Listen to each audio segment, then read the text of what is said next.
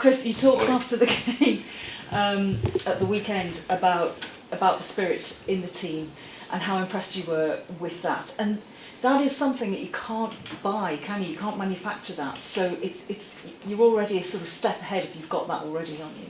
Yeah, it's something I identified last season. I talked about it last game of the season. So they've shown that in bundles. Not putting West Brom to bed in the first half, equaliser, and then on the ropes for 10 minutes, and then come back to dominate the game, the rest of the game. Obviously, really disappointing first 20-25 minutes in London to come back from 3-0 down, and I think we all understand and realise we should have got a result there. And then first 5 minutes, 1-0 down to arguably one of the better teams or best teams in the division, and then the unfortunate own goal as well. So the players have shown that. I like them not to be putting myself and the team in that position to start with, cutting out those silly mistakes. I think that these mistakes are small details. The bigger picture, which you've touched on and rightly so, is that we have got something to work from in terms of the attitude and the character of the group. So when your team does go behind, are you always confident that they can come back from that? You're never sort of thinking, oh no, they're behind already, they're on the back foot. You're always confident that they've got enough to come back. Well, I can't say no, can I really? I can't say that's us done, can after 5 minutes. So we all might as well pack the job in, and that's not what I'm about. I'm a positive person. Sometimes a bit pessimistic about certain situations, and I think you do have that attitude as a manager. You always fear the worst, whether sometimes an injury or whatever on that. But we have to be positive because we're motivators. And we're believers as well. So I believe in my team, and I believe that the team will get better. I believe when we get more players through the door, that we'll be stronger and have more depth to the group. But yeah, of course, I believe, and they have to, because these things will happen. The challenges of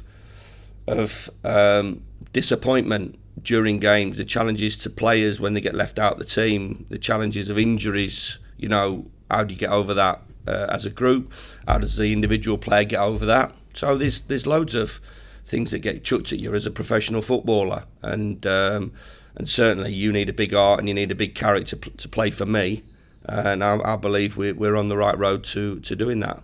So you talked about getting more players in. Last 2 weeks of the transfer window, can you feel that the activity is now sort of heating up? Yeah, it is. We recognise that would be the case.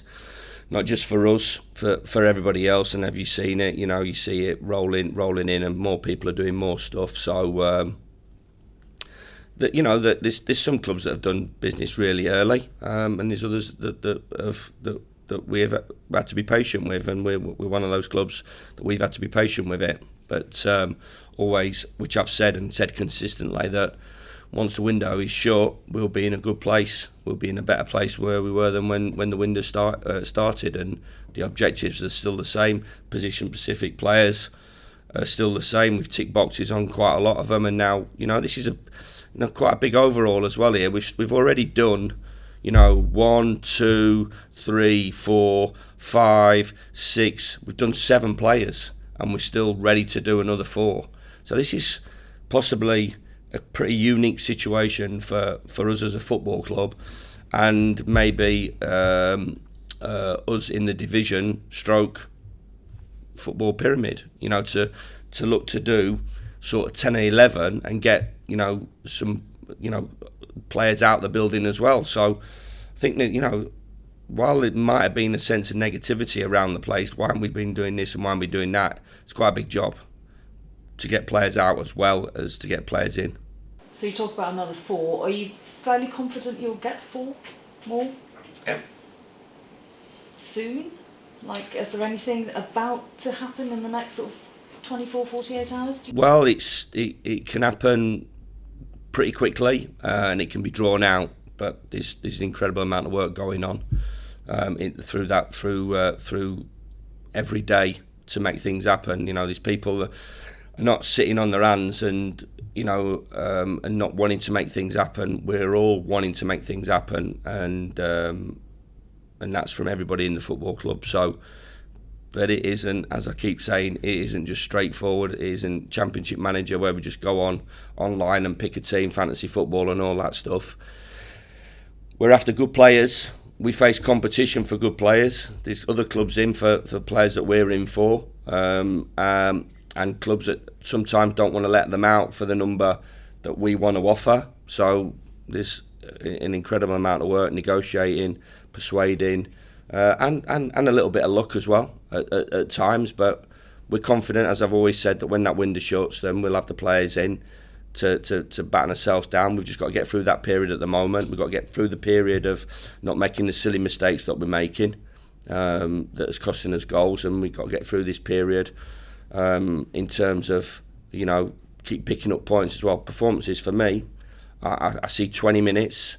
I see 20 minutes at QPR. I see 15 minutes where we got put on the back foot by a decent side that put Watford on the back foot and have put other clubs on the back foot. And I see us go toe to toe with arguably the best team in the division or the best squad in the division. And then in the last 15 to 20 minutes completely dominate that game. So there's a load of good things that are happening, and I'm sure they will. They'll happen on the pitch, and they'll happen off of it in terms of attracting good players to the club to make us better. I see you brought in Alex Mowat as well. What's he going to add to the squad? Well, balance. We lost, obviously, a big player in Marcus, and round pegs and round holes and stuff like that. He's a talented player, good energy, good quality, good championship experience, had success, knows what it's like to win, and good pedigree, and delighted to have him. Attitude's good, and I think you saw in his cameo that he produced on Sunday that he's comfortable playing against the top teams, and he'll give us that balance and that quality and that experience that we need. And it must feel in a way like you've got a new player in Chuba Akpom, because he seems to have come alive again. Yeah, we're delighted. He's delighted in terms of it was one from left field. We weren't expecting that, but you've got to give credit to the boy, huge credit to the boy, that he wants to play his football here and wants to get his head down and wants to work with us.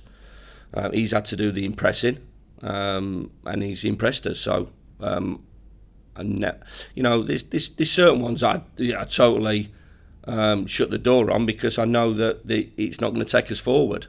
And there's certain ones that you're always a little bit open-minded to seeing what happens, and that was the case with Chuba, and he's took his opportunity, and delighted that he has. And I think you saw the reaction of him, the players, to his 2 goals. He's worked hard, deserves his opportunity, and he's a big bonus for us. And the right attitude is so important, isn't it? As well as having all the skills, just having the right attitude is key. It's more than so. It's the ultimate. I don't see anybody doing anything in this game that has a poor attitude. You'll never achieve anything with a poor attitude. So we're trying to build a culture and a mentality into the group, as well as bring good footballers and teach them and talk to them about the technicalities of the game and how we play and whatever. But nothing is achieved, and attitude has to come first always with everybody, and it has to be selfless, and it has to be all about the group, and it has to be about a work ethic and an enthusiasm, because you're not going to achieve anything at any level without that, and that's what we're trying to achieve. So what about Stoke? It's always a difficult place to go and play, Stoke. I remember when they were in the Premier League, they did a survey and found that the fans created more noise there than anywhere else in the Premier League. It's a cauldron of a place to play in, don't you think? No. Do you not? No, I don't. Not now. And that's I think they had that in the Premier League under Tony, against the big hitters. I'm not being disrespectful for Stoke, 'cause it's a huge club in the division, and they've got really passionate supporters, and I'm sure that they will love to achieve that. But I've been at a club where, that they're trying to do that, and I should imagine it's been the same here in the period that when Middlesbrough were in the Premier League, this was a cauldron, and teams didn't like coming up to Middlesbrough. Teams didn't like going to Stoke. I think it's a little bit different now in the Championship. And Michael, who's a fabulous manager, will be trying to recreate that, like we're trying to recreate that. Do I think that we'll get that if we get promoted or get ourselves into the big league? Yeah, I do, yeah. Because that's what we a big thing that you have to do as a promoted club. You only saw what Brentford did. And people will say that that's a difficult place to go and play football now, only because of what Thomas and his players have achieved, getting into that league, being it's the world against us, and Stoke had that, and that's what they're trying to achieve. And as I said, fabulous facilities, great ground, really down to earth supporters, who I'm sure when they get the ball rolling and momentum going, which Michael will be desperately wanting to do, because obviously they flirted like we have for a number of years. After coming out of the Premier League, they flirted with it. But when they get it rolling and get momentum, then it might turn into a cauldron. At the moment, I think it's still a difficult place to go because of the players and the manager and the support that they've got. But it's not an impossible place to go and get a result, and we have to believe that we can be good enough to go and get that result. Thank you. Thank you. Chris, I guess similar to what we spoke about before the QPR game, I guess the objective is to kind of go there and try and get on the front foot and kind of puncture that one support. Always, Craig. You know, as I said, I'm not being disrespectful to Stoke. I think there's a difference between difficult and cauldron. You know, that's my take on it. So a difficult place to go. Good players, transitional period, obviously coming out of the Premier League, not going straight back up in the first 1 or 2 years, and then parachute payments sort of drop, and you have to let players go, and you have to balance your books in terms of financial fair play. Well, I imagine happened similar to what's happened here. And Michael's obviously, you know, moved a lot of players on and bringing young players through, so they'll be trying to just find that consistency. So we're up against a really good side, and a good guy and a good manager. But we'll the same approach to everything in terms of us trying to go there and go and get a win and dominate the ball and play our game. Still understanding though that, you know, there's going to be periods where we're going to dig in and have to defend and have to suffer. And when we do suffer, we have to make sure the ball don't go in the back of the net through one thing or the other, whatever it takes. Because I do believe that we will go there and we'll have a period of the game, and then we have to be good and make them suffer. Yeah, and I mean within that, in terms of, you know, the way that you play it, positives to take, the Middlesbrough currently top of the XG in the Championship for the first 3 games. So, I mean, I guess, you know, what you're trying to do, what you wanted to look at that end of the pitch, that's a real positive. It is. The lovers of stats will take that as ultra positive. The professionalism in me will say that I want us to play well, create chances and match that up with points. So the demanding manager would say, well, yeah, I understand, I can see how that looks. I can see it through my own eyes. I've not really needed to see that, because I think that we have. The feel of the games has always been pretty positive, apart from, as I said, maybe 10 minutes after half time and first 20 minutes. As I said, I thought it was a cracking game on Sunday. You know, I'll take games like that all day long, where teams come and have a go at us, and we have a go back at them, and it's feisty, it's crackles, and it's, you know, two great supporter sets having a right go at it as well, and a proper football match.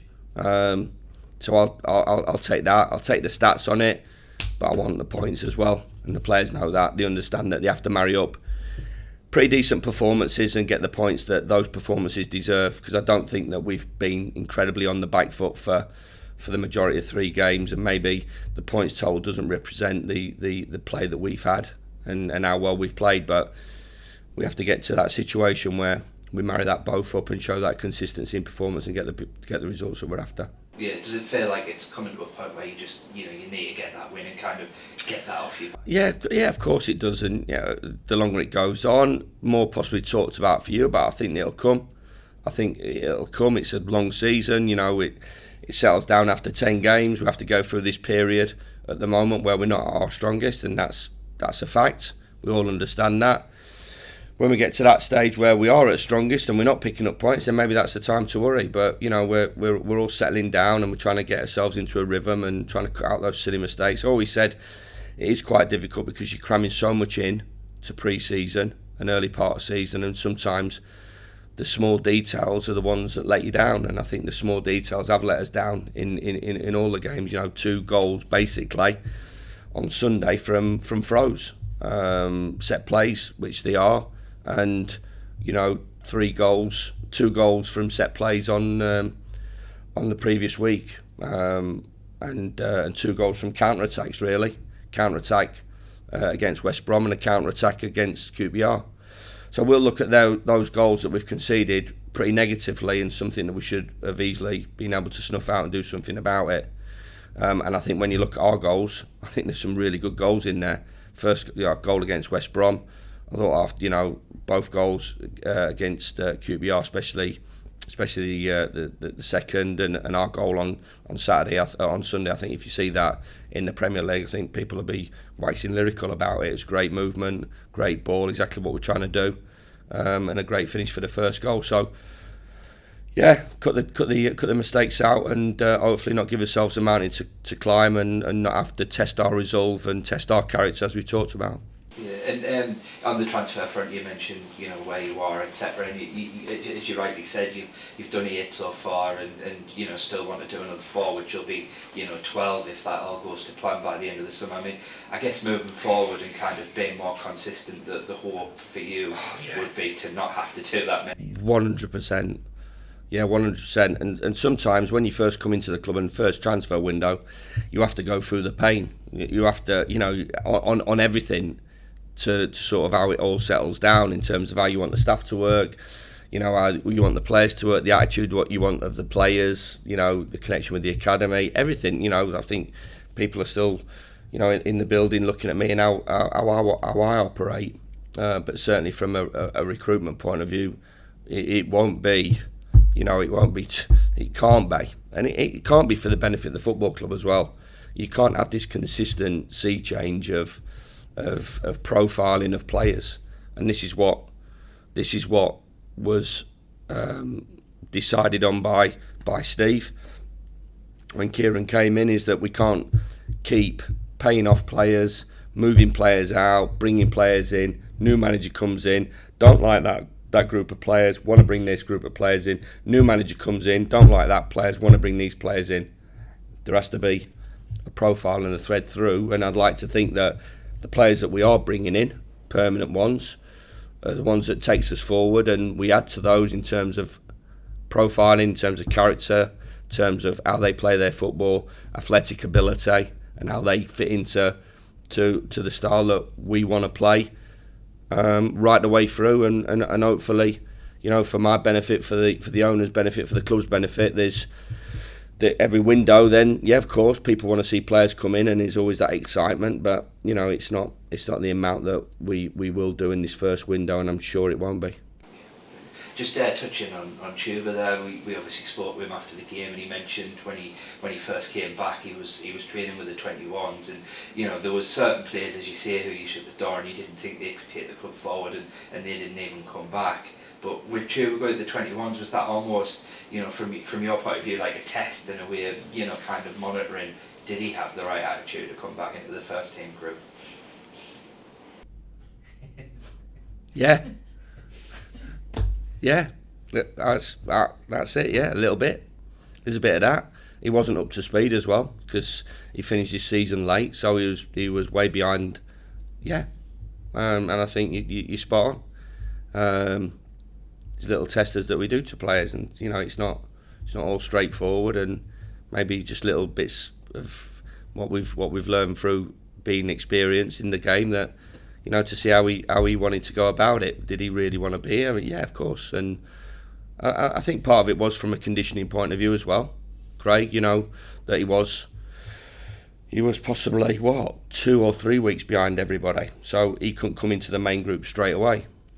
But I asked about him every day.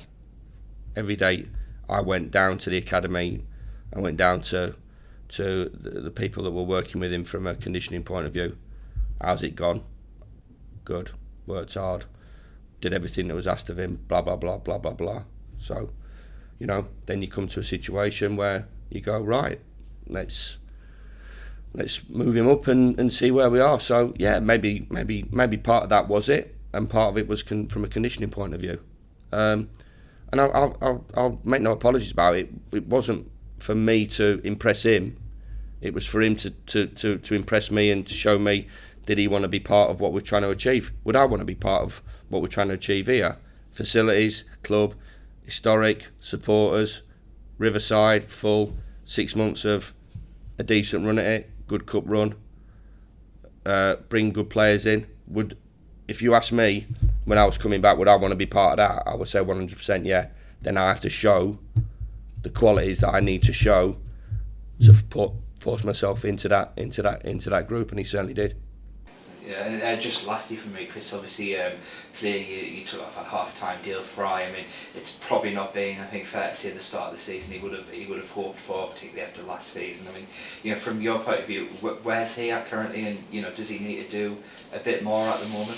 Well, he got injured, didn't he? He got injured before the start of the season, was it? Yeah. So he missed that game, but he played pre-season, so he's part of the group. So another challenge to a player. He didn't know about what the first game is, the second game, third game. You've seen what happened. He wasn't, he was out the team. Something happened, and he's back in the team. Something happened at half time that I wanted to change it. Let's not get precious about it. He's part of a group. We want him here.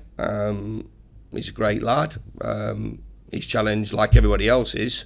When he's out of the group, when he not out of the group, when he's out of the team, because he's never out of the group, and you don't win anything with 11 players. I've said that all along. So we need a group of 20, 21, 22 that's going to go strong, and he's part of that group. And decision was a tactical one. It's no good me hiding behind anything and saying that it wasn't, and he might have done this or might have done that. It was a tactical decision that I have to be made. I have to make, and I have to be bold enough to make that. I can't just sit there and go, well, what would it do to Dale's feelings if I bring him off at half time? I can't really be bothered about that. I'm bothered about winning games of football and giving us the best opportunity to win a game of football. And players here have got to be tough, and have got to accept that, and accept it, and deal with it, and come fighting back, which I'm sure Dale will, and he'll play a huge part this year, as they all will. Brilliant, thanks Chris. Cheers. I think something you've already touched upon a few times this season, but we'll probably take about 1,300 fans tomorrow in a midweek game. You mentioned Sheffield United supporters. It was one of the rare occasions where there was big away following at the Riverside, and obviously it seemed to make a real difference for them. And is that the way that you look at it? Yeah, 100%. Yeah, I mean,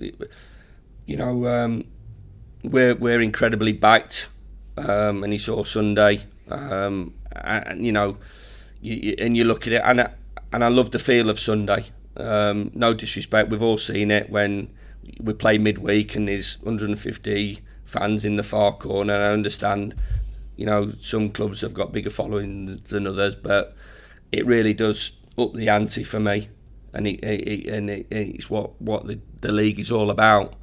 When Derby came to town last year, when Forest came to town last year, previously when Leeds have been here, it's cracking atmosphere, and I think it raises our punters as well. But from an away point of view, we've been incredible since I've been walked through the door. First away game, Huddersfield. Stoke was one of those early away games as well, where it was a 0-0 draw. There was not a lot in it, but we had incredible support and backing. And you look at QPR, and I think that was one of the disappointing things for me, because we wanted at the end to give them something to take home with, and we didn't, unfortunately, through through our mad first 20 minutes. So they'll be behind us as they always are, and give us a push, and we know that we've got them in our corner. Does that make you look at it from those first few games when you went to Stoke last year, and you see that support away, and you think there's some potential here, I always knew about it. At times where a previous club where Middlesbrough had sold out on a midweek game when Tony was manager a couple of times. Even last year, when the team was in 16th or 17th position when they got beat by Hull.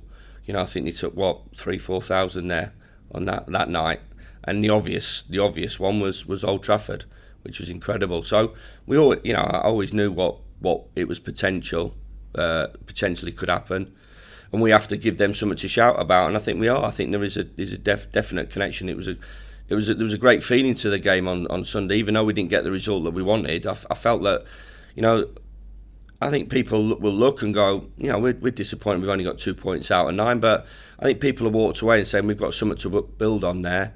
There'll always be, some really negative supporters that I think you're sat next to, and the glass is always half empty, and it's never right, and we should be signing him, and we should be signing him, and we should be beating them 3-0, and we should be beating them 4-0. But I think majority of supporters are really knowledgeable and really realistic. And I think knowledgeable and realistic coming out of that game on Sunday would have thought, yeah, we're not a million miles away here. We're not far off, and the gauge was an outstanding team that I believe will definitely push for top 2. And for me, even though I know Paul said a little bit different, I thought we were the better team. And especially going for the jugular in the last 15 to 20 minutes. And the players finding the energy to do that, backed by fabulous home support. You say about finding the energy, and it seems to have been a feature of the game so far. They've been really sort of pulsating games end to end. Tremendous excitement. It seems to have ramped up this season for them. Get ready, because that's how it's going to be. Yeah, we're it's going to be like that. So I think that's a positive attitude that we want to play, how we want to play. We want to take the game to the opposition, whoever it is, home or away. We might get pushed back at times. We're going to have to deal with that. We might be on the front foot at times. We have to punish teams when we are, but that's how it is. There's no change in approach or change in attitude. And I think you've seen that. I think you saw that. Even last year in the cup run, like when we're playing top Premier League teams that we're going to have a go. And I think we all want to see that. I certainly want that from my team. And if we do that, we cut the errors out. Pay attention to the small detail. Then we give ourselves that opportunity of picking up some more points. Cheers, Rob. Chris, quickly, just forgot to ask injuries and Matt Crook's illness. How are you looking? I believe Matt will travel with us today. He was coming in this morning. We got a call. I just said there, doctor calls 7:30 in the morning of match day. You always know it's not going to be good news. So illness, which is hopefully cleared up over the last sort of 48 hours, and we still got another sort of day and a bit to go before he gets involved. So we're very positive that he'll be involved at Stoke.